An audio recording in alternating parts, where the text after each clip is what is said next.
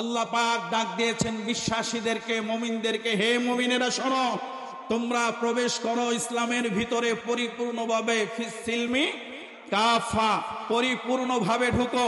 অর্ধেক ঢুকলে আল্লাহর কাছ থেকে জান্নাতে যাওয়া যাবে না, একটু ঢুকলে জান্নাতে যাওয়া যাবে না। নামাজ পড়লাম, আল্লাহর দিন কায়েম দেখতে পারি না, জান্নাতে যাওয়া যাবে না।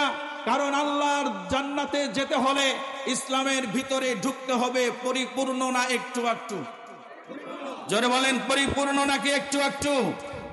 আল্লাহর নবী বিশ্বনবী সাল্লাল্লাহু আলাইহি ওয়াসাল্লাম 1450 বছর পূর্বে আমাদের জন্য ভবিষ্যৎবাণী করে গিয়েছেন। তিনি বলেছেন, কিয়ামতের আগে কঠিন একটি মুহূর্ত আসবে, যেই সময়ের মধ্যে মানুষদেরকে দেখলে মনে হবে ইমানদার, কিন্তু তাদের ভিতরে ইমানের ছুটাফাটা কিছু থাকবে না।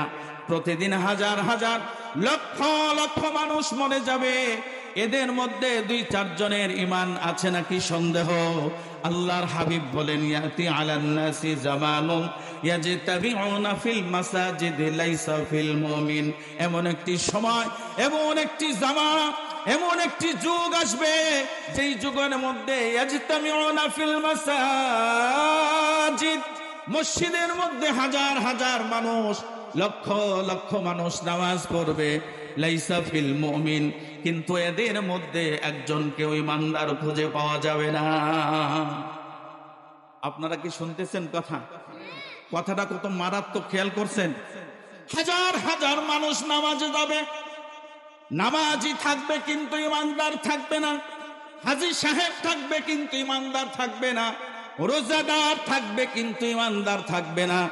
এরকম একটি জামানা আসবে, নবীজি বলে গিয়েছেন।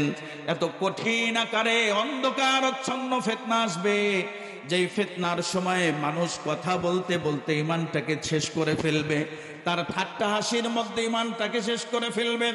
1 কাপ চায়ের বিনিময়ে ইমানটা বিক্রি